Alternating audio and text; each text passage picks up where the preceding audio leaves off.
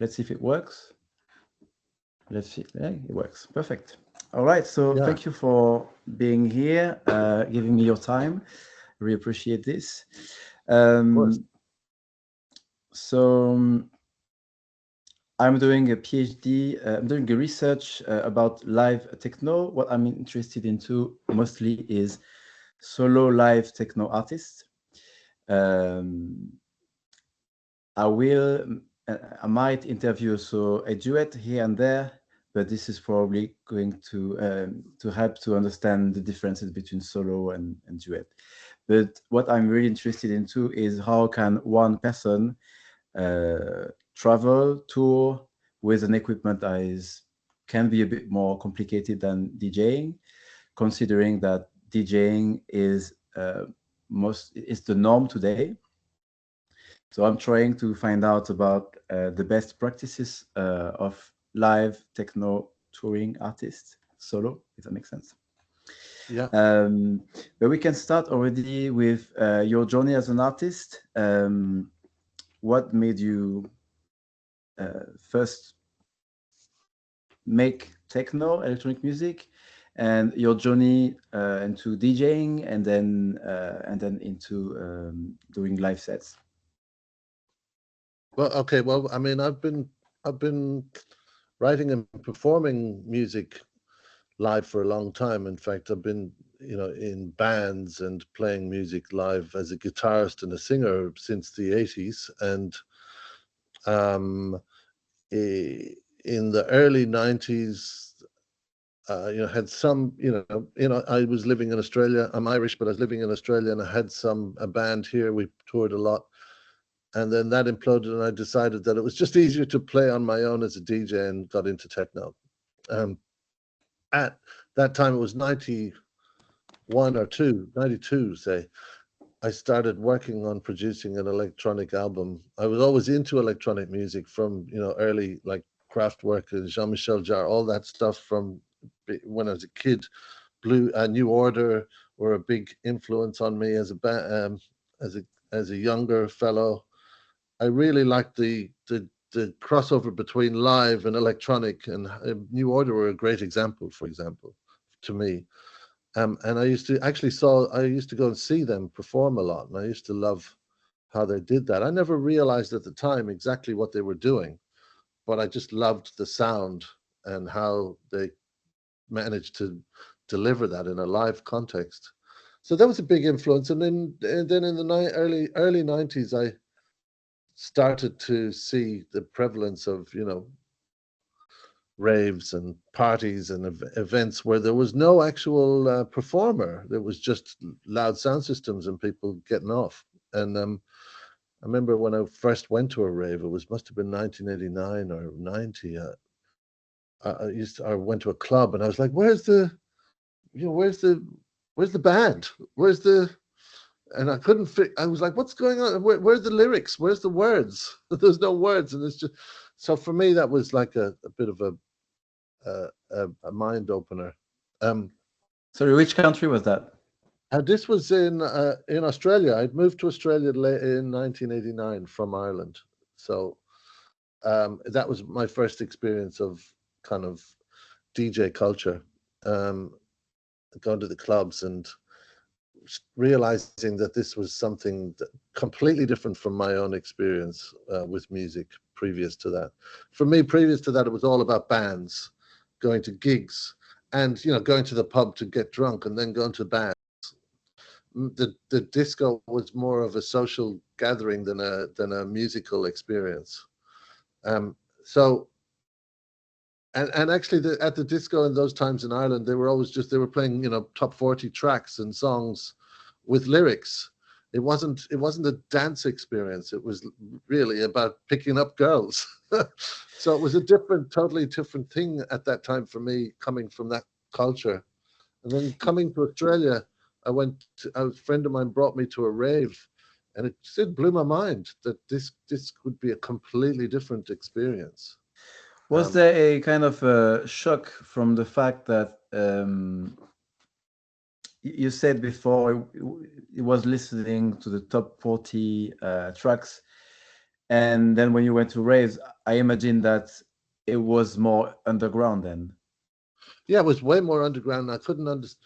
Initially, I was like, "Well, where's the lyrics? Where's the singer? What's how come people can listen to this music for so long and there be no hook, for example?" I Yeah, didn't get that the hook was the journey. That was the hook. It was the musical, rhythmical, dance-led journey, and that's really relevant for now. I think because I think absolutely.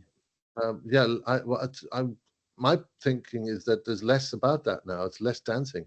In fact, it's kind of gone full circle back to the moment of the hook, now we call the drop, and it's less. It's again less about the journey because people are going to festivals and they want the sensational series of sensational moments as opposed to an ongoing, endless sort of journey into the mind and body.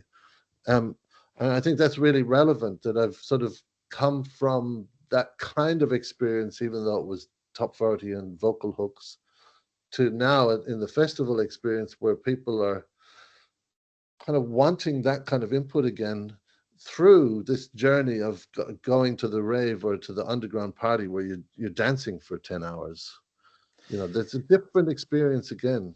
So talking about the journey, it's a topic I want to talk about a bit later. But since you Yeah. mentioned it already, how do you define the journey? As in, building a set as a DJ is completely different thing as building a set as a live performer. And I guess building a journey with a DJ set is more about finding the right tracks that fit with each other and then building something.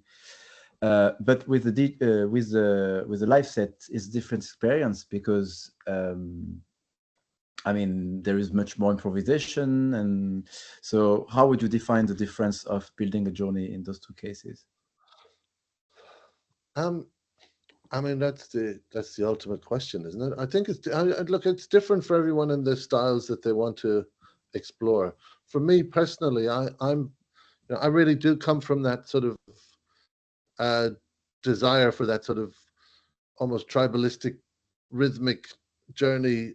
Uh, for me, to play a long set of 7 to 12 hours is actually where I really feel I shine best. To play a short set with lots of um, hooky moments, I'm less interested in that. So for me, the way I build my live sets are all around long transitions, um, you know, fading from one vibe into another, um, and kind of almost, as actually Richie Houghton said, almost like making the machines become invisible and the techno come out. And I really appreciate that comment. That I don't know where I read that, but I know he said it somewhere. And it really dawned on me that that's what I was trying to do actually is try and to create an organic momentum of rhythm and sound that goes beyond the fact whether it's electronic or not. It's just this experience that needs to be experienced over a period of time.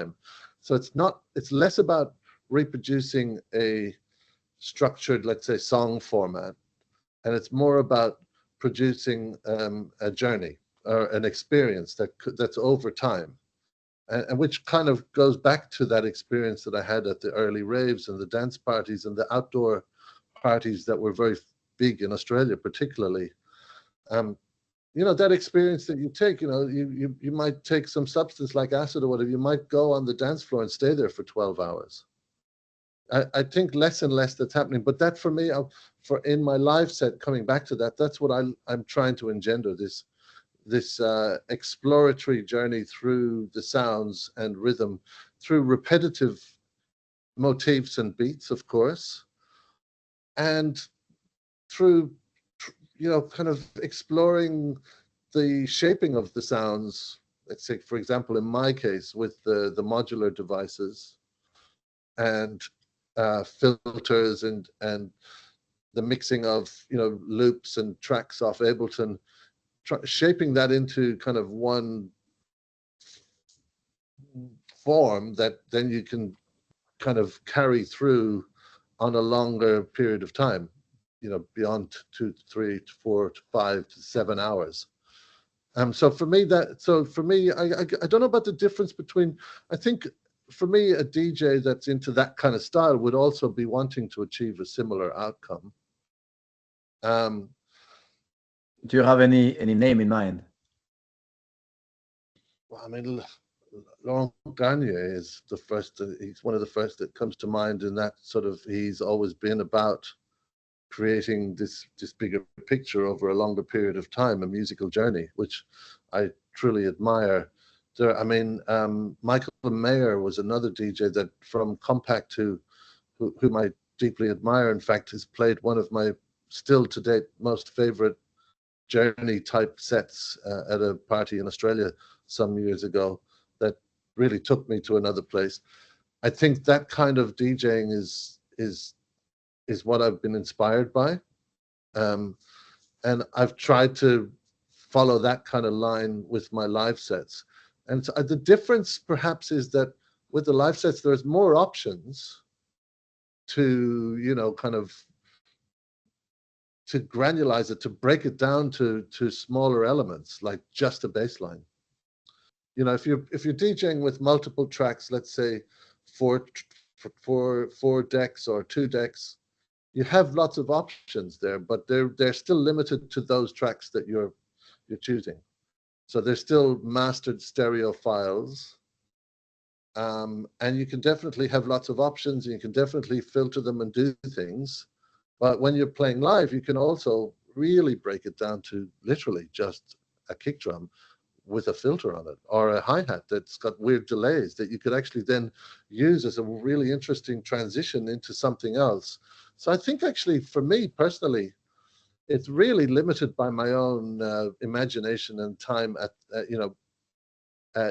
what comes to mind at that moment. But ultimately, I have got so many finer granular options to play with. And I'm sort of, the more I do that, the more I practice the instrument, and I see the instrument as being the entire live setup. I see that as one instrument, not multiple instruments. Yeah, I agree with that. Um, and the more I practice with that instrument, and I guess I should also add that that instrument is ultimately reconfigurable. So I can decide to add different voices, different tones, different effects into the matrix of that one instrument. Or I can stick to, let's say, a patch and a configuration that I can really get deep into and spend time with. And so it's like you're kind of learning a new instrument every time you change the configuration. That can be inspiring. It can also be limiting because you haven't fully had time to go deep. However, I know I'm transgressing, but I think, sorry, I'm trying, segueing, but what I'm trying to say is that because of the fact that I've got these multiple voices and configurations and patches and effects, I can go into a much finer detail with the types of transitions, and then come back with a full loop or a full track, because my live setup is a little bit of a hybrid between the modular and Ableton, for example. So that was my next question, actually, because you mentioned some loops with Ableton, but I have seen videos with you with the modular, and I've listened to it as well, and I like how sometimes your music is very complex, very rich, and sometimes it's very simple. And I think you transition between those two states. It's kind of your system is modular, not by the modular synthesizer, but by the modularity you can get from simple to complex. So can you tell me a little bit about your system? Can you define it? I mean, it's not fully hardware, it's not fully software, it's something in between. And can you tell me why you made those choices, like what you were mentioning about being modular in how rich, Yeah. Well, I mean, first of all, my system is like a combination of, like you say, it is modular in format. It's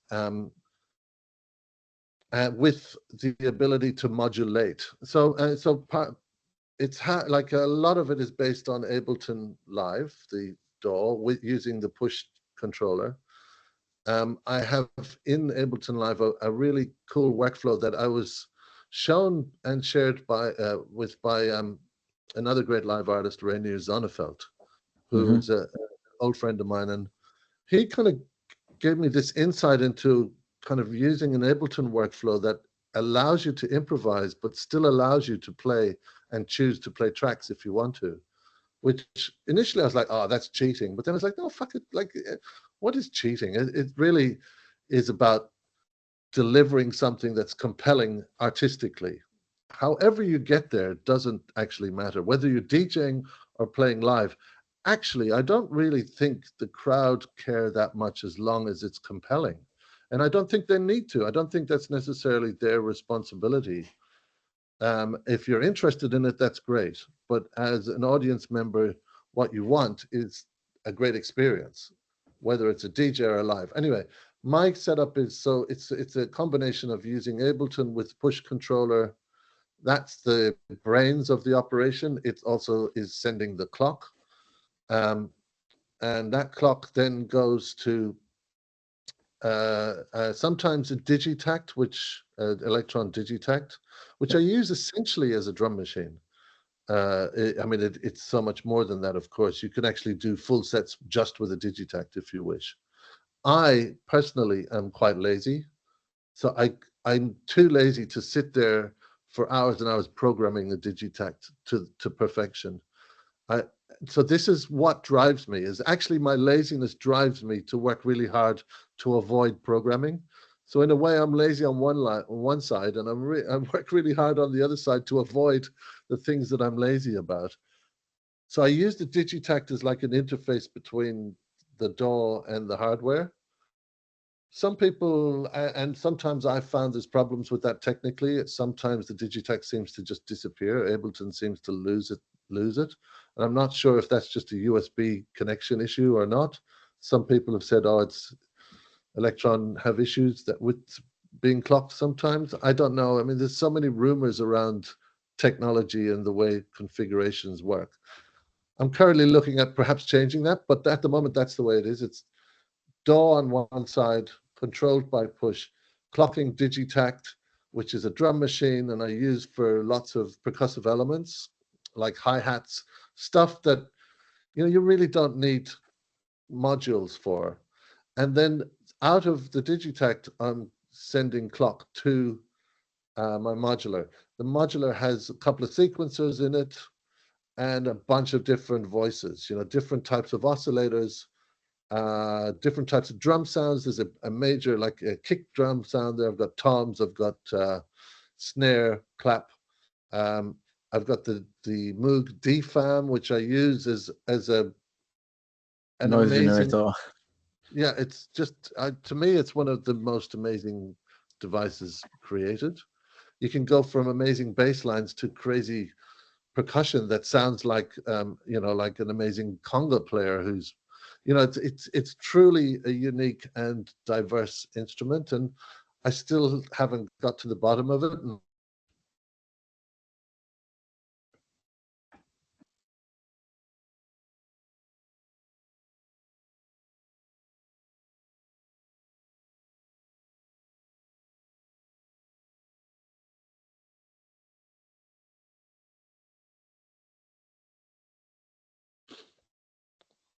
Ah, Sorry, you were we were cut. You were saying about the DFAM that yeah, you got some knowledge, but you don't know everything about it, if I understood correctly. And yeah. it cut at this moment. Okay, so the DFAM is like it's to me one of the most innovative instruments made in recent times, and it's I love it and I use it all the time and I really rely on it, but I still haven't got to the bottom of it. And I still haven't, the depth of that unit itself. There's some, you can go from bass line to percussion and everything in between and use it as like a really amazing percussive transitional tool, but also like as a main instrument at times. So it's, to me, in it. So I have the top row of my modular as being, kick drum, toms, clap, and DFAM, and that's kind of my rhythm section. Then below that, there's oscillators with lots of different configurations. I've got 4 different voices that I can use there, and then below that are sequencers, and then the main sequencer is the Oxy One sequencer made by Oxy, which is a very deep controller in itself. It's similar initially when you look at it to, like, say, the Arturia BeatStep Pro, but goes a lot deeper. So that's a great unit as well. So I'm sending clock from Digitact via MIDI clock to that. That's clocking the entire modular setup, Yeah. and triggering, and that's being clocked. So I've got this kind of nice hybrid between, the digital and the analog. And And this, sorry, the audio goes into the club mixer, right? yeah, good point. So ultimately, then it's all mixed into the Pioneer V10, which is my mixer of choice. Okay. I send 4 channels from Ableton, because I'm also running a single kick channel out of Ableton with already prepared sampled kicks with bass lines in them, or rolling bass lines in them. If I ever want to go to that bigger kind of sound, that bigger techno kick sound, I can always switch to that channel and bring in a kick, and that's always going. So it's never stops. So I can just fade that in or out as I wish if I want to, just beef it up a bit. Or so I flick between the live kick from the from the modular, which is like a Erica Synth 909 style kick, and or the digital kick from Ableton. So I can flick between those as I choose.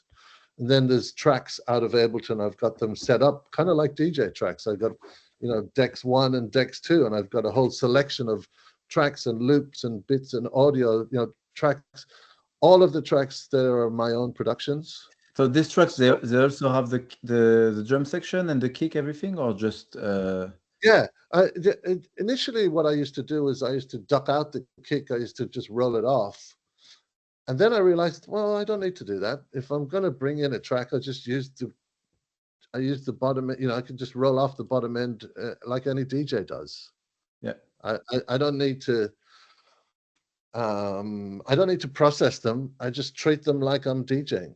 If I'm going to bring in a loop that already has a kick and I don't want that kick, I just roll off the bottom end on that channel. So So it that's just allows me. Mhm. yeah. Yeah, that's where you are very modular in the way you work between complete improvisation with your modular setup, and on that side, the, let's say, DJ possibilities. Yeah. Yeah. So for me, I mean, because I've been DJing since '94, let's say, I've built up a lot of skill as a DJ. And why throw that all away? Why not use that? Why not incorporate that? So for me, using the mixer like an instrument as well, the V10, it's actually central to my setups. And sometimes I realize I'm playing on the mixer more than I'm playing on the modular, because I've got something going there and I've got something going there, and I'm mixing, but I'm actually shaping the sounds with the V10, because there's a really good EQ channel now on each channel. And also there are 6 channels as opposed to 4, so it gives me more scope to have a lot more coming in. Also, there's inserts on the master. I can put a nice compressor on the master output of the entire output, such as the Doctron IMC, which I desire greatly, but we have used for Carl's setup, which we can talk about later. Um, so it gives me a lot of scope. The V10 is a really great addition to a live setup, and I think Pioneer designed it to be more flexible for that. However, it's also become quite a standard for DJs nowadays. It's the go-to mixer, so that's great for me. I'm actually able to ask for that on my technical rider. If I'm playing an event, I just say I need the table space and I need a V10. I don't have to carry the mixer with me. Yeah. So it allows me then to go via, USB. I can use the V10 as the sound card for Ableton, Ah, okay. So I can send my audio from Ableton via USB directly to, and assign them to different channels. I can send my audio analog into the V10 uh, from the analog outputs, and I just have to set up my delays in Ableton to make sure that there's no latency between the different signals, and then I'm right. And that's worked really well for me over the last few years. Being able to deliver a bigger sounding set on some of the bigger stages is vitally important for me.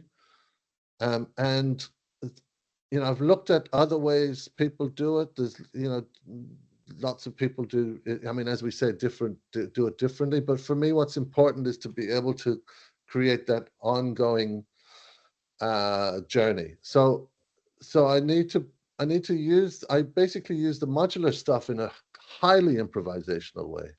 I hardly program anything on that. I've got sequences that are done already. I never set them up for like, oh, I'm going to play this track and I'm going to play this sequence that goes with this track. I'm constantly finding things on the modular that fits with what the feeling is right now, or the kick drum is, or if I'm playing a track off Ableton, I'm mixing weird shit into it and then coming out of that track into the modular stuff, building on that, bringing the kick back in, then maybe bringing a track back in, and so it's this kind of constant blending of pre-produced stuff and improvised stuff, and that to me is like a kind of a nice way to build a set. However, when I prepare for my live sets, I don't even look at Ableton. I just focus on finding a really cool shit with my modular as if I was only going to use the modular for a live set. And then when I bring them together, I already know what tracks I can play or what bits I can play off Ableton. But I've always got something new to play with the modular. Sorry, so that's a very important topic. I wanted to speak about the difference between what is prepared and what is improvised, but you came Yeah. to it, and I'm not sure if you were talking about preparing the modular just before you play, as in like in a sound check, or if you are preparing in the studio the modular. Okay, so I'm talking about it in the studio before even getting to a gig. Oftentimes, what I do is like I oftentimes like say I'm touring for a bunch of shows, I would set up a patch and I would stick with that patch for the whole run of shows. But then I oftentimes pull it all apart again and I repatch something and I try and find a new combination and sometimes try and program sequences in or create different sounds out of the DFAM, for example, and then I go back out with that new configuration. So oftentimes I'm actually just there playing with the modular and maybe the Digitact without Ableton in the mix, I see. which which allows me to then explore that. And then there are times it also comes down to the type of gig you're doing, I think. You know, I find I find naturally that when I'm playing in a smaller, more intimate setting with usually when I'm in that, I'm usually on the actual dance floor with everybody around because that's my favorite thing to do, as many live artists would say. It's so much more satisfying. Um, I find that when I'm in that kind of setting, in a much smaller setting, there's more freedom for actually deep experimentation with the analog stuff. In a bigger setting, on a big stage, let's say in front of 15,000 people, I tend to rely more on a lot of the pre-produced stuff to really bolster that sound so I can then, but I still improvise with all the modular stuff, but I have the security of having a really solid kick drum. I can always fall back to the foundations, which is the solid kick drum or a pre-produced track of mine that I know works and can build from that, out of that into a live improvisation that can lead somewhere. But if it's not working quickly, I can always fall back to something. Now, some people go, "Oh, that's not live," but actually, that's something we should explore. What is live? I don't really know. Exactly. So that's a big question I'm trying to decrypt kind of. Yeah. Just want to come back to two things you said. They might sound a bit contradictory, but I understand why the two are valid, but I'm trying to find the bridge between the two. So you said earlier that it's what people experience that is more important, and that mostly for people, it's not the most important that you play live or the DJ. So that's one statement. And on the other side, you say that you prefer to play in the middle of a crowd, and I kind of understand why, but I need to hear you saying your thoughts about this. Um, Well, yeah, it's a different experience for the crowd as well. It's something when you play in the middle of the crowd. We've tried it on big events, and it's hard for that to work really well because, of course, only 20% of the crowd are right close to you and can see what you're doing. The yeah, rest of them are still just at a party, right? When you're playing in a small event that's, let's say, 500 people, everybody gets into is part of that experience. Everybody can be closer or be feeling the energy from that experience. So if you look at a store event at Paradiso, for example, you can see that venue is small. It's, I don't know what the capacity is, but everybody can be close up and part of it. yeah. And the difference in experience there is that people feel like they're invited into something that they don't normally get to be part of. And that's really special and really important. Uh, so in that sense, it makes a huge difference for the audience because they feel like they're participants in something, in the creation of something. I remember I did a show in a small club here in Melbourne with Kink, who is someone you definitely need to talk to, and Yes. a truly amazing live artist. And I would suggest perhaps even more live, improvisational than me. Now, it's not a qualitative judgment. I just think that he makes more stuff up on the spot than I do. But we did a show together where we actually played back to back, and we were in the middle of a club that would hold, let's say, 400 people, and that would be like packed. There was no room, virtually no room to move, and we were on the dance floor, and literally people were next to me, like here, friends of mine pouring me drinks, and somebody talking into my ear, and you know, it was as if we were all part of this happening. Me and Kink were jamming it out and making stuff, but we were responding directly to the people right next to us. So everybody felt like they were part of this creation, and the energy in that is astounding. So that's a hugely different experience to being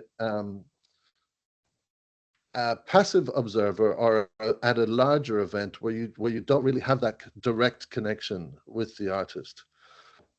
So I guess we need to qualify that because I think in a larger event, ultimately what the audience wants is still the great musical experience, but they don't really get that direct connection. So it's less of a concern for them if you're playing live or DJing. And In the smaller thing, of course, when you're playing live together like that and you have that interaction, then they totally get it and then they totally appreciate it. I get completely the two things. I just wonder if would that make a difference that the live set is filmed from the back or from a top down view on a big screen? Would that make a change in a big event or? Yeah, it's a good question. I mean, we do it a lot. We have done it a lot with Carl. You see, Paul Kalkbrenner does it with his shows. A lot of live artists. It's important to show that you're doing something. Absolutely, it's important. If people are interested to see it, does it make a difference? I don't know because if you're not delivering something that is musically compelling for that context, for example, if you're Carl Cox and you come out and start doing weird noodly FX Twin stuff, I think people would be like, "Whoa, what the fuck? What's going on here?" You're Yeah. not delivering that You know, anybody for me, you know, I'm playing. Let's say I'm playing. I've done a lot of shows like this now. I've done all the different levels of shows. Thanks, of course, to my association with Carl. I've had a lot of great opportunities to do bigger shows, and I've seen, you know, I've played my experiences with those bigger shows. Um, how do I put it? My experience with those bigger shows is that it's more about the kind of interesting. No, how do I put it? Like I said, it's more about those sensational moments. It's more about a bigger sound. It's you have to deliver a bigger sound because you're working with a huge sound system. You're trying to reach people that are like very far away at the back of the audience or at the sides. There's, let's say, 15,000 people. I don't know if they're that interested to see that I'm tweaking a knob. I think they're more interested to hear something amazing. I'm not sure that they. I mean, I get messages from people going, "Wow, that was a great, and it's amazing that you're playing live." There are definitely people who are really, really into it, and but I think, as in general, if I was, I don't think I can use. Sorry, let me take a step back. I don't think I can use the fact that I'm playing live as an excuse not to deliver something that is of a quality. So I can't go, "Oh yeah, So but I'm playing live. You don't understand. That's the sound." No, that's not going to. No, nobody cares about that. so that's actually a very interesting topic, and it's kind of one of the base question of my research is it's that today obviously DJs are more common, and for a reason. I mean, for many reasons. I think. Well, I think it's more accessible. Yeah, It's easier to travel with an USB stick, right? Like before, people were using records, and now they use USB stick. The reason is technical. It's easier, but also it's less heavy. I mean, so there are a cheaper. bunch of reasons. But another thing I think is it's harder to reach a high a DJ standard quality with a live set compared to with wave files that were mastered by a sound engineer in a studio. Yeah. And this is where my research is trying to progress because I advocate for live performances, of course. Otherwise, I wouldn't be researching this. And I'm trying to find the best practices how to make live sets sound as good as a DJ, because ultimately, in a night or at a festival, it's going to be an artist after an artist after an artist. I mean, unless someone plays for 24 hours, but it's always a combination of multiple artists. Uh-huh. And in the middle of DJs, how do we put a live set that is going to sound as good as the previous artist and as good as the next artist? So Yeah, it's the age-old challenge, and you know, I, I, I I think, well, there are many ways to do it, but for me, using that combination allows me to deliver a sound that is comparable. Also, putting something on your master output is important. For example, I talked about the IMC, Doctron IMC, which was designed by Stimming as a unit that can be used for that very purpose. It's an EQ saturator compressor. It's like a master chain. It's in fact called the instant master chain, and that is a really great unit for really getting your sound to a comparable level and quality that can work alongside a DJ set. It's an expensive unit, but that's because the transformers are expensive. The build is expensive. It's a really high quality unit. I would recommend using something like that on your output. Um, However, not everybody does that, and they still find that they can deliver compelling sound that is comparable in terms of level and quality. I think that there's a number of techniques that need to be employed. Like I said, again, there's it's this is always a I'm always sort of almost contradicting myself when I talk about this stuff, because on the other side, that comment that you can't use the live thing as an excuse to deliver a lower quality experience. On the other side, I'm also aware that I really do believe that the audience picks up on some element of danger when you're playing live, and that adds to the experience. Yeah. I'm not sure that they're fully aware of it always. There are a lot of people who are fully aware of it. Of course, there are a lot of knowledgeable people out there in the audience who know exactly who you are and what you're doing and expecting the best of you. But there are a lot of people who don't know, and they don't neither do they have to, but they pick up on something. They're going, this is weird, this is interesting. What is he doing, or what is she doing? That's interesting. And I think that's the live experimental side, the live improvisational side adds an element of unexpectedness, danger, anticipation, and excitement that is not necessarily tangible. And also different from a DJ set, and particularly DJ sets these days, which are becoming more and more perfect and more, well, actually boring in lots of ways, because there's no element of the unexpected, you So know? there is a little on my research. I'm talking about the um, I'm not sure if it's an English word, but exploitation of mistakes. If that makes sense. So Yeah, because yeah, when you play as a DJ, let's say some people wouldn't like I say that, but it's harder to make a mistake in a DJ set rather than in a live set, because in a live set sometimes you may change one knob and it changes completely the sound, yeah. right? Well, yeah, So especially with analog machines sometimes, and you yeah, get something you didn't expect. yeah. So and I will spend some time trying to dive more into this. But what is your experience into, let's say, I don't know. Again, I think exploiting is the right word, but not too sure here. But how do you take a mistake and transform it into something that, I don't know, it becomes a new gimmick in your sound, or you know. Yeah.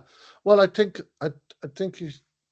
this is a really crucial question to ask all of the live performers and producers that you're talking to, because I think that this actually is the crux of what we're doing. Less and less do I see it as a mistake, and more do I see it as an opportunity. I think like I might have I might go out live with a bunch of sequences and the DFAM set up in a certain way, and I really dig that sound. And then when I get to the stage and I'm playing it, it's like, fuck, what happened? It's not what I set up. Oh my god, this is not the same as what I was. Oh shit. Oh fuck. Nowadays, I'm like, okay, well, that's what I'm going with. Okay, so that broke. That sequence isn't working the way I thought. No, that oscillator is out of tune. Shit. So now I'm like, okay, fuck it. This is what I'm doing. If it doesn't fit at that moment, at some point you'll be able to. I find what I'm doing personally with the modular is that I'm constantly wrestling with this untamed beast, trying to bring it into some place that's gonna corral it into some place that's gonna work within the parameters of that show. And as I said, every show is different and every context is different. If you're in a smaller show, I feel like I got more freedom to allow that weirdness to come out, because people are there with you and you're all following this little journey.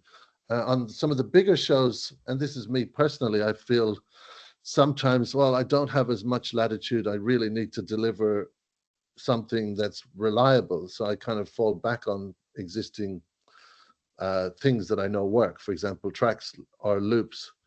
But when something comes out that's sort of weird, now more and more I've got to the point where I'm like, okay, well, that's what's happening right now. I'm just going to go with it.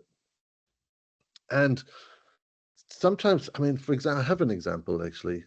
And this was a big mistake of mine. I still feel embarrassed, but I think it's also a really important lesson for me. I was playing live recently in Ireland at a big show, let's say about 3,000 people. And there was some expectation because people in Ireland know me.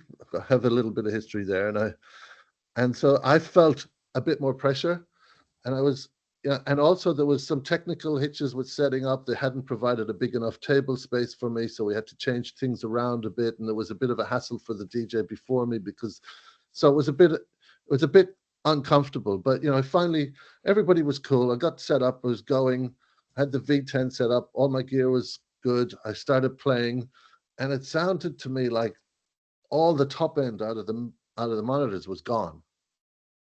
The DJ before was fine, but I wasn't. And I was like, what's going on? The top end is not there. And I was talking to the stage guy, like, listen, I can't hear the top end. And in the headphones, it sounded fine. And literally for 5 minutes, I was playing, and all the top end was coming out of the front filtered. Like it was the whole system. I was like, of course, the obvious thing is that that's something to do with me. But at the moment, I was thinking, what's going on? I don't know what's happening. And it was coming out for at least 5 minutes as this kind of deep, rumbly, muffly sound. Good And then, introduction. well, basically the filter was on the master, and I just had forgotten to look at it. And So that the guy, on the V10, the stage guy came out and just went, and I went, oh, fuck, that's what it was all this time. But as soon as he did that, it was in time, and the hi-hat came out, and the whole crowd went, like this. And they just went, oh, crazy. And then at the end of the show, I was so embarrassed, but I carried on. The show was great. Everybody loved it. I had lots of really good feedback. At the very end, one of the previous DJs come up and said, that was genius, man. I'm going, what do you mean? The way you started that, you kept that filtered for like 5 minutes. It was fucking genius. And then you brought it in. Oh my God, that was genius. And I'm like, yeah, I totally meant that. Yes. So You know, do you think the complexity of the system makes it a bit harder to find the easy fixes sometimes? well, I think that was more the complexity of my own mind at the time, because really that was just a dumb mistake. I mean, it's so obvious. Oh, filter. Yeah, but yeah, perhaps because of the nature of the rush to set up and get everything running, and I was not, fully focused because I had been, that can have an impact, of course. So that's just a human error on my part. But of course, it was impacted by, you know, everything that was going on and the madness on the stage and trying to get everything up in time and blah blah blah. I just forgot to look at the most obvious possible answer to my problem. However, I went with it in the end and just kept going, and kind of laughed, gave the guy a hug and laughed, and just kept going, laughed at some people in the front who were kind of well aware that I just made a mistake, but we all had a laugh about it and continued. And then at the end, somebody thought that that was purposeful, that I'd done it. In fact, that maybe I will do it again as a nice trick. It's a cute trick. I guess my point is that I learned a lot from that, but it was also a reminder that you just kind of go with what happens. And that was a big mistake, but people still didn't get that was a big, they thought it was on purpose. So the thing is, the audience want you to succeed because they want a good time. They want you to have a good time because they want a good time. It's not fully selfish, but essentially they're not there to watch you trip up. They're not there to try and make you fail. They want it to be good. They want you to be good. They want to experience something exciting. And they're not aware of what it is that you're making. They're not aware of that track or that piece of music, that they don't go, oh, he's got that filter on. Oh, well, that's a mistake. They just think, oh, well, that's what it is right now. It's, oh, wow, it's interesting. It's weird, but that's what it is. Okay, well, let's just go with it, And, if it's shit, then it's kind of shit. But there's always going to be somebody who likes it. So, I mean, I guess my point is that, you're hyper aware of what you're doing, or I am. And you have to also remember that to take a step back, allow something to go, and then go with it if it's something that is a mistake. Try and bring that somewhere. If it's really, really not working for you, of course you can always just mix it out and bring something else in, And nobody's going to write a note going, oh, well, you fucked up with that one. Though I did get a message on Instagram once from someone who was like, maybe you should try learning how to mix next time you come to. There are always people complaining and not being very nice, but I thought yeah. that was So, strange. Like they didn't realize that I wasn't actually DJing, but oh, actually, Joseph Saitek is always talking about this. He's always saying in his post, I'm doing live electronic music, not DJing, and it's um, it's funny in a way how artists today have to educate in a way the crowd, as in trying to educate the crowd to understand what they are doing in a way. Yeah, I mean that's important, but for me, it's less important. I think what's Okay. most important, as I said at the very start, is to be able to deliver an experience that's compelling, exciting, creatively satisfying, and works for the crowd at the time. And if they know I'm live or not is less important to me. I don't really care, actually, to be Yeah. honest. So maybe I'm the one who doesn't care. I personally love playing live. For me, that's deeply satisfying and way more satisfying than DJing. However, I really enjoy DJing too when I get the chance. But for me, it's about delivering something that's musically compelling. However, I do that. I don't care if you know about how I do it or not, to be honest. It makes sense. Yeah. Um, so you mentioned kink at some point and some back to back. So the first thing that came to my mind is a bit technical. I was like, how did they sync? But maybe that's not Yeah. even the most important. Um, what I find important here is more about how was your experience changing from usually playing solo to playing double or back to back live? Well, okay. So first, yeah, it is a really valid question. Is how are you going to synchronize? Because of course we're not playing guitar and something, like we're playing we're playing electronic instruments that are sequenced and on a clock. Actually, we didn't set up a sync at all. The great thing about Kink is his flexibility in a live situation, and potentially mine too, because we did do it for 2 hours back to back without any clocking between us. So he was the one who suggested I was playing as a support act for him that night, and happily so. We done a lot of shows together.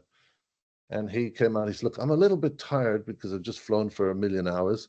Do you want to do back to back? And I said, yeah, fuck, I'd love to. So basically, all he did was sort of tap into time with what I was already playing, and off we went. Um, and we already know each other, so we have a sense of what each of us does. And I think he's really, really open. And I think that he's really, really flexible. I think that really made for a great collaboration. For it seemed that we were pretty organic with it. We didn't pre-plan this. We didn't plan it at all, in fact. And basically, I guess there were times I'm like, okay, we didn't even really talk about it, but because I already had the kick going, it seemed like that I would continue that way with a lot of the bottom end and the rhythm, and that he started to bring things over the top.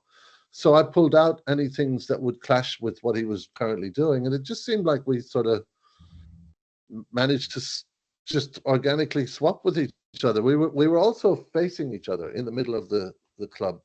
Our two tables were set up, uh, you know, where we were facing each other. So I was at my end and he was at his end. We were able to look at each other. So we were able to sort of communicate and count each other in.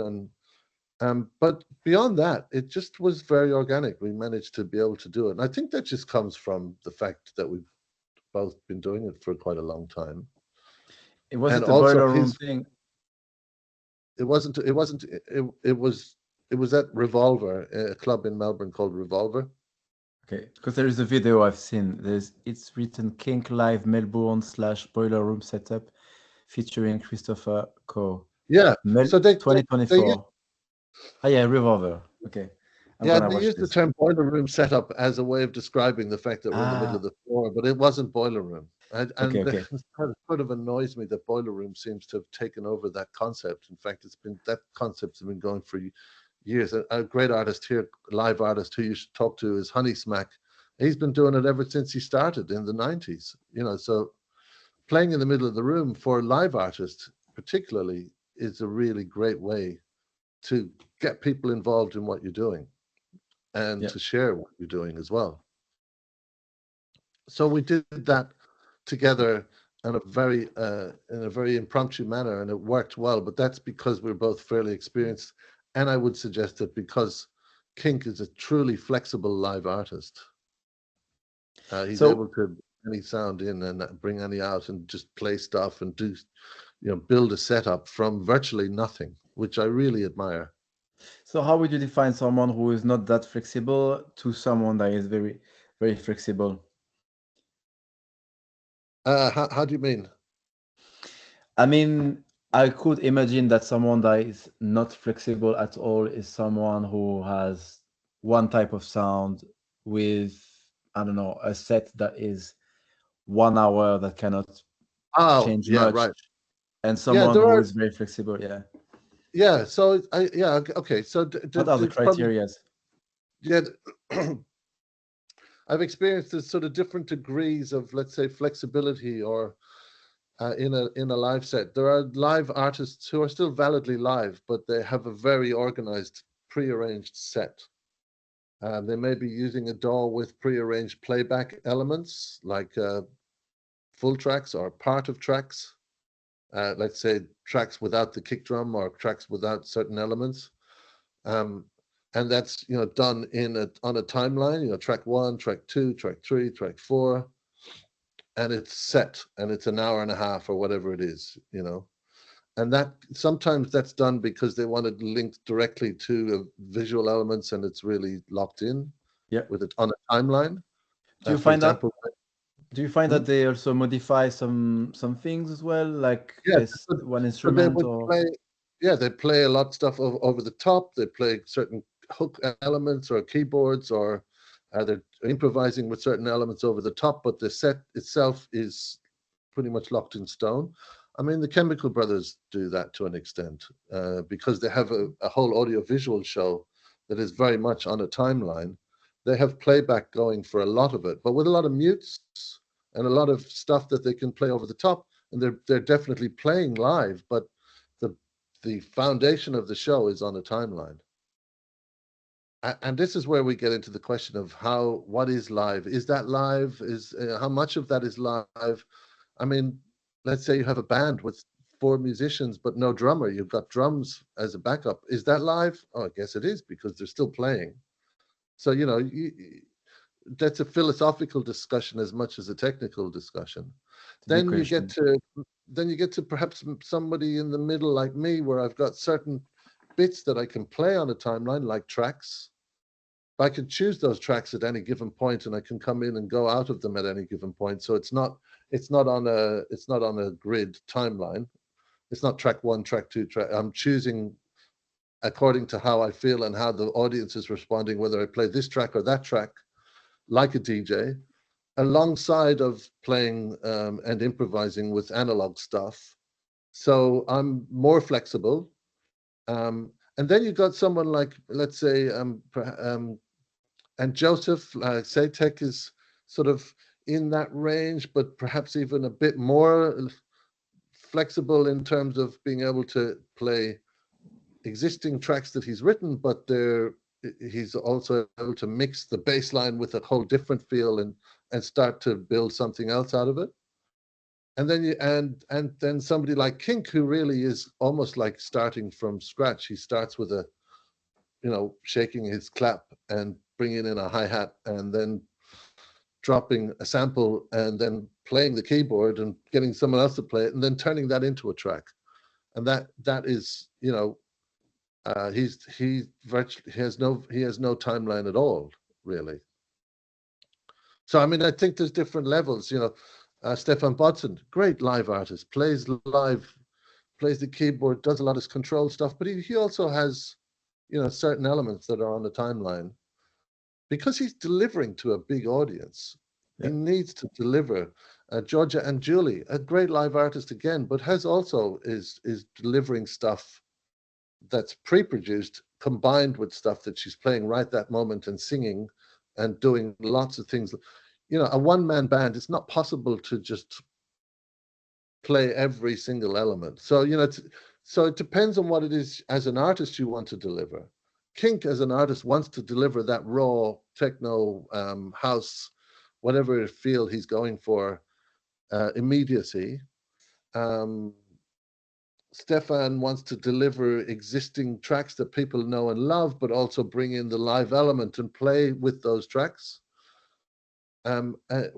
Is one more valid than the other? I think they're both valid. I think they're both great ways of playing live. Um, so I guess so. I don't know what the criteria is, but I guess that there are just different ways. Like the Chemical Brothers, they have to deliver a show that people have paid a lot of money to see and hear.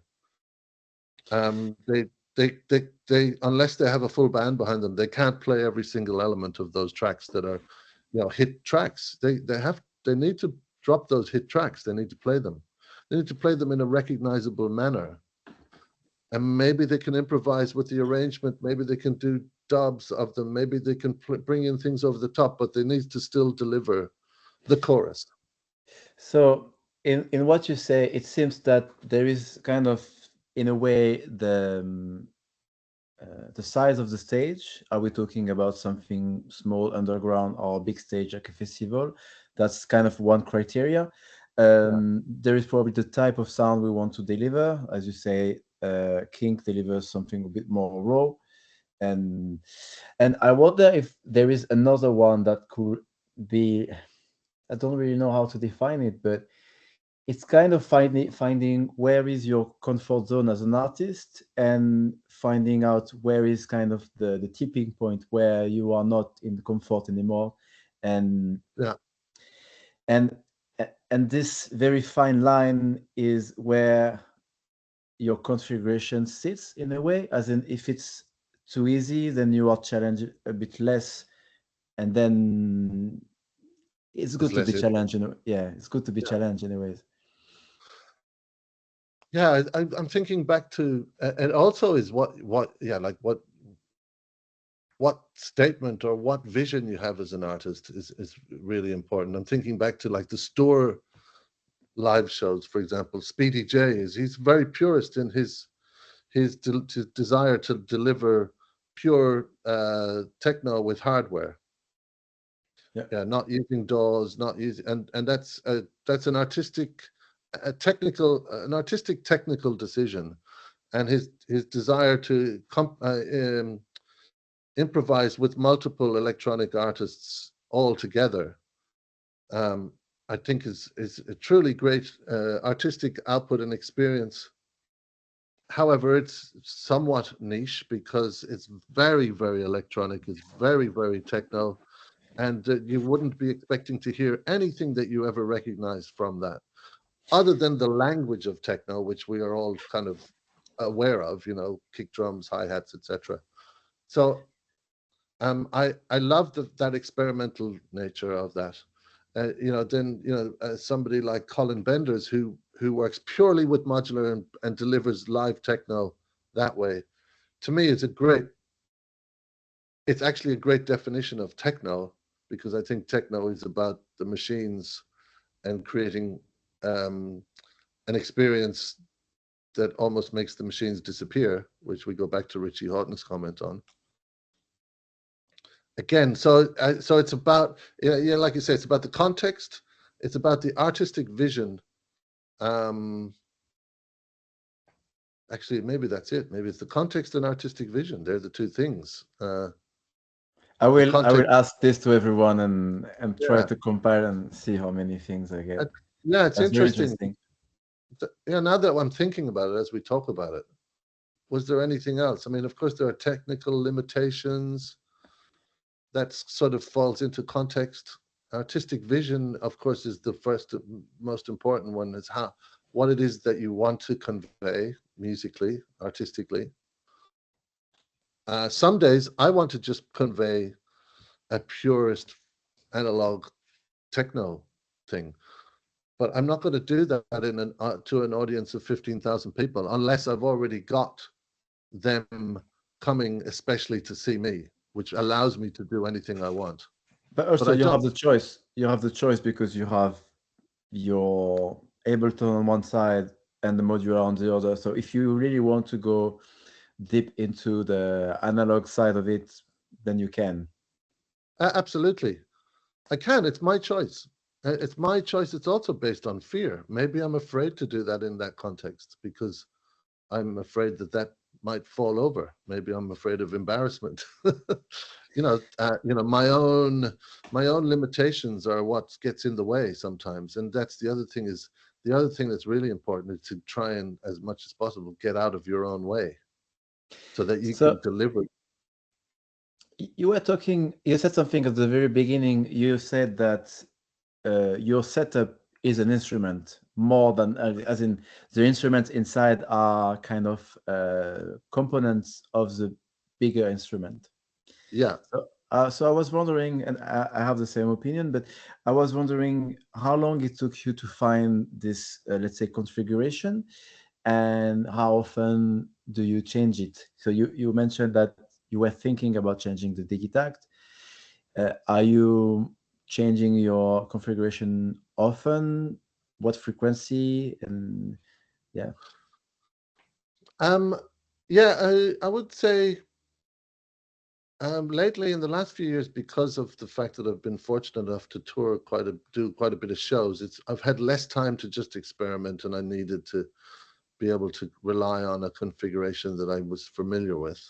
So there was less extreme changes than previous years where I was just really trying to figure out what worked. For example, for one time I thought that I would use the Octatrack as a main device, maybe running a modular setup, and that would be it. And then I realized that I really hate the Octatrack, and it's just because I'm lazy at programming. That was way too much of a commitment for me to to get into. Though I do see the value of it as an instrument. Other artists that I know love it, think it's the most innovative sampler instrument that they've ever discovered, and are truly, you know, acolytes, or evangelists for the Octatrack. And indeed, it's a legendary device. But so for as an example, I was thinking, oh, I'll just go all hardware. The Octatrack is the brains, and I'll use modular, and that will be, oh my God, that's going to be amazing. And I realized that I just was too lazy to program stuff, and spend the time going, oh, put that there, and save. Oh God, I'd rather just use Ableton. Yeah. Ableton does all the stuff you do with an Octatrack and more. Ableton is an incredible sampler as well as sequencer and all those things. And what I would spend 20 minutes trying to figure out on an Octatrack, I do in less than 2 minutes on Ableton. So I said, why am I, whipping my back to do this when I already have a tool that I really know well I can use. So for me, it's partial laziness, but again, it comes back to my desire to deliver something that's more important to me than the nerdy side of finding a clever way to filter something on an Octatrack. Maybe there are I don't know it enough to know that there's some of the possibilities, and I will go back to it at some point.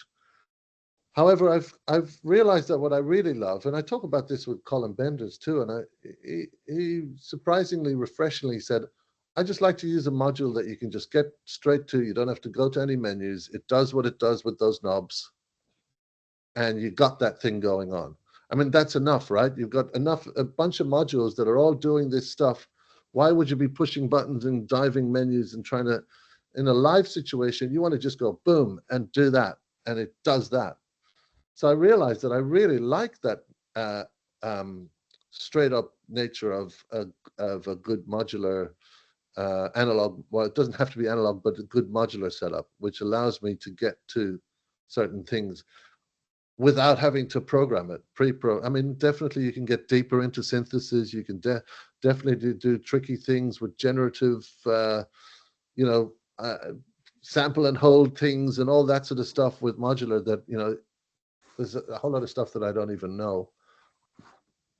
But I guess I go back to this idea that I want an immediate outcome. I want to be able to deliver something that's interesting and compelling immediately. I want to be able to get to it.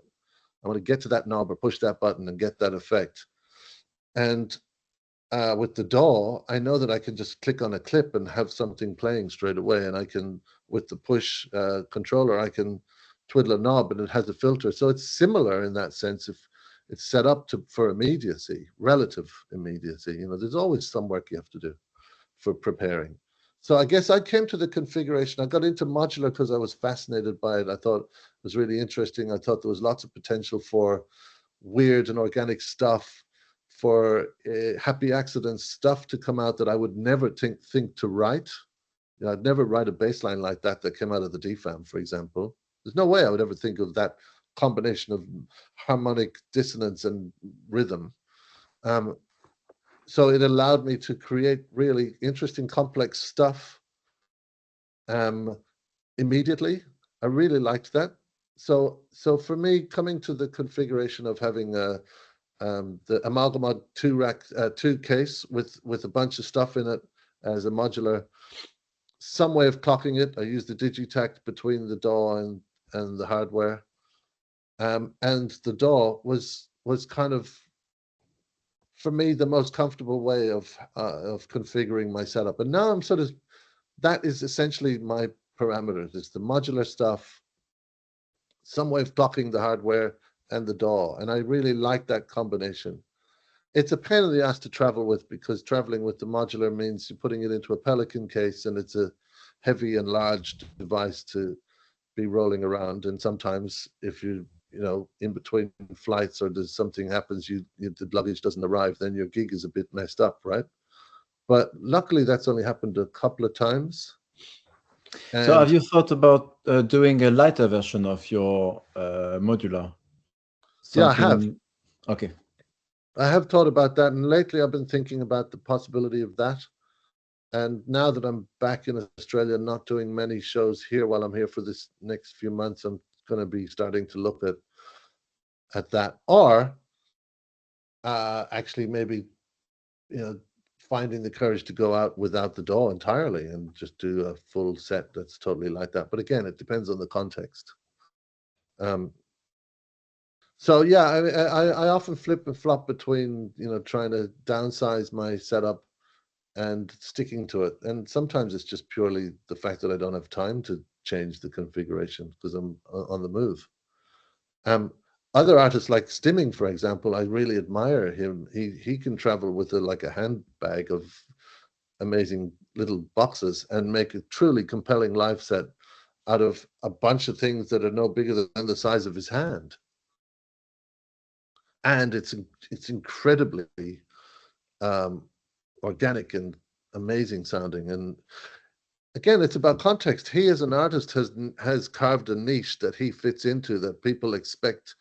And so if, for example, he's not going to be playing at some of those bigger, more commercial festivals, but he has a really dedicated crowd of followers who will come to his shows in America or wherever, knowing what to expect. So it gives him, he's really set his sound. He's really set a mark, and he's really able to deliver that. He's also comfortable in the knowledge that most of the people that are at his shows are there because of him. And that gives him a lot of latitude and ability to do stuff that, of course, is of a great quality, but also is something people expect to come to his show, knowing that there will be unexpected, amazing improvisation and weird shit. Aphex Twin, of course, is the best example of this. He set his, you know, name in stone as being a true innovator, and was able to go on stage and make white noise for half an hour, and people think it's genius. But it is actually genius because he's actually the one who's doing it. He's actually the one who's gone, well, I'm going to do that. Or THRiPPS, one of my all-time favorite artists. They're a couple of guys. What they do is so uncompromising and so astoundingly experimental and improvisational, and yet so pre-prepared in lots of ways. It's, you know, they really have carved out a niche that's, you know, their own thing.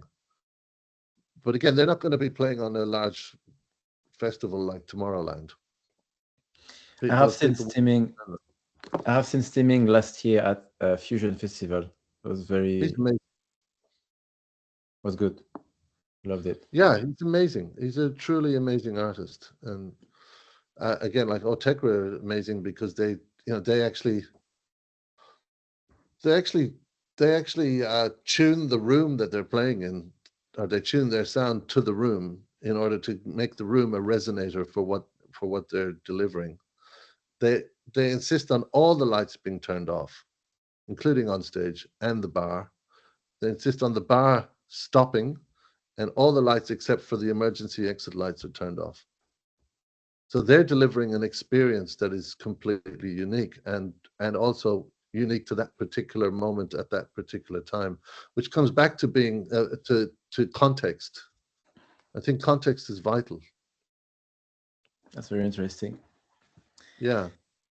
Okay, I have another couple, not many questions left. I think we could go on for ages. Can you tell me about your sound check? How long do you need to? You arrive at a venue. How long does it take you to open, get ready, and do a sound check or not? Maybe. Well, yeah. If everything is working nicely and smooth, and there's a table there with the V10 ready to go, it would take me usually about 20 minutes to set up, 20 minutes to half an hour to set up. I'm working on reducing that by reducing the amount of items I have to actually plug in. But essentially, I set up my modular. I've already got a patch already set up. I may have to tweak a few things or push a plug back in that's fallen out. But I set that up. I run that. I got the Digitakt. I got the Oxy One controller.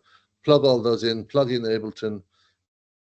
Make sure the V10 is being recognized by Ableton. Make sure everything is talking to each other.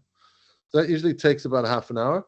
And then I like to leave it's important to leave the modular on and warming up, because some of those, the transformers, some of those older modules really sound better when they've been warmed up.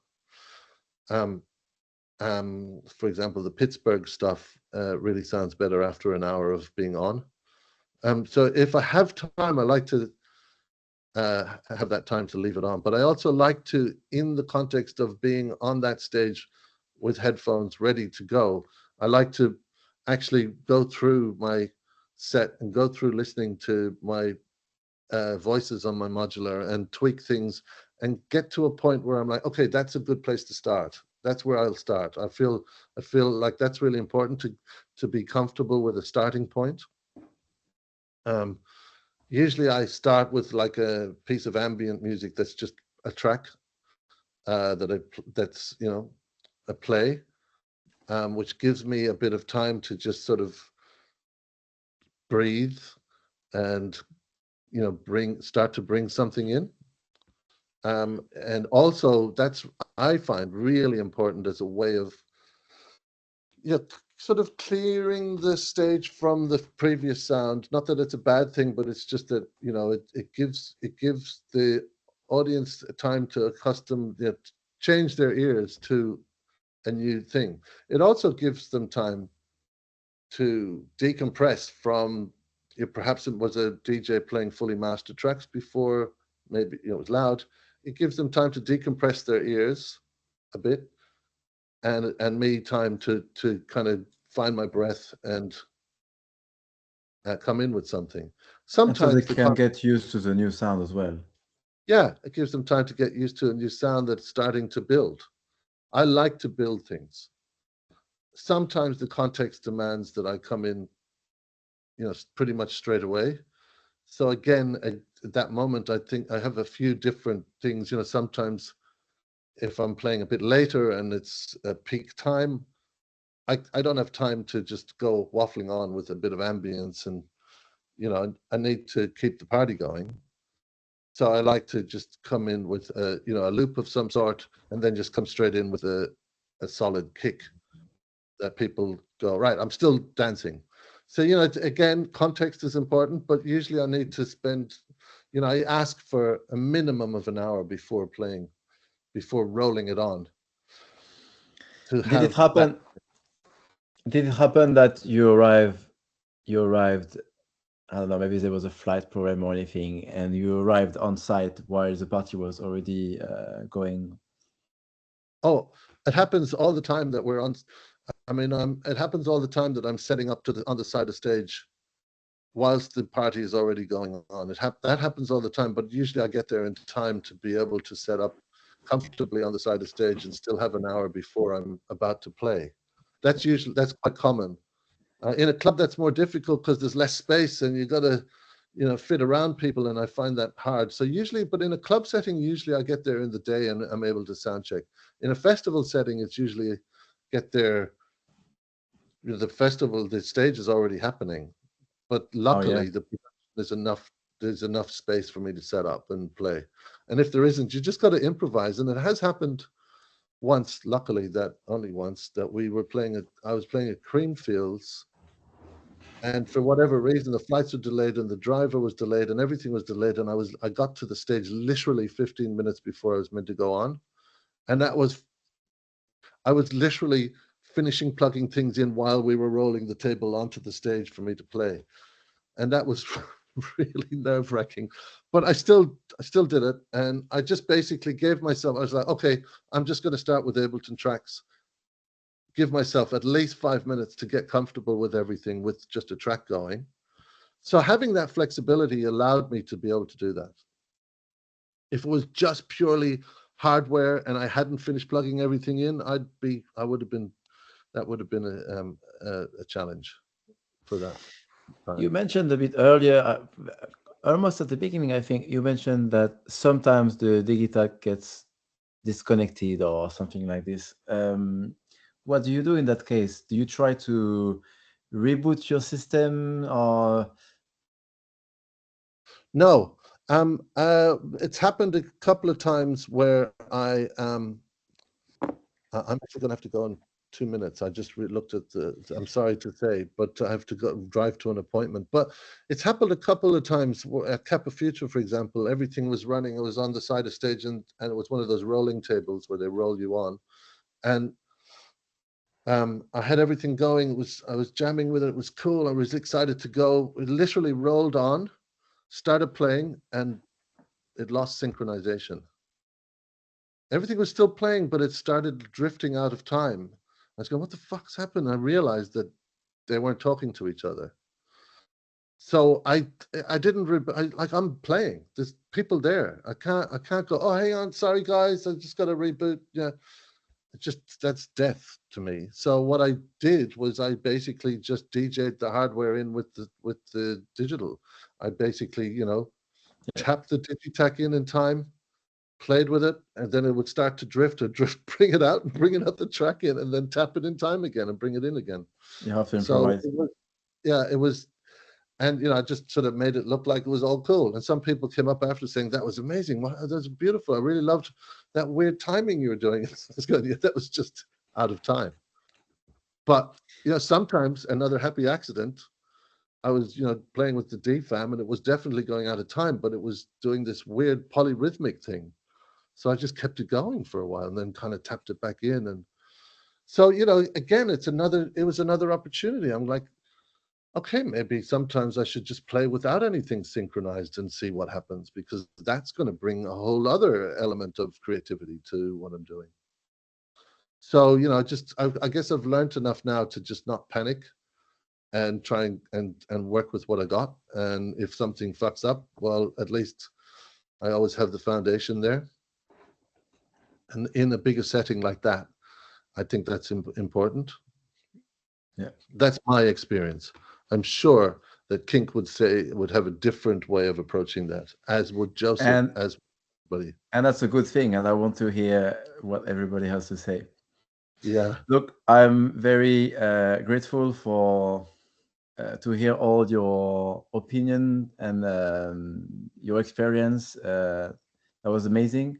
I know you have to go. I think it's my fault. I should have looked at the watch, the time. Sorry, but Oh, totally it fine. was very good I chat. really enjoyed it. Thank you so much. You mentioned that you could hook me up with some artists. Please do. I would love to do more interviews with other artists. I'm going to stop the recording now. Yeah. Stop recording. Yes.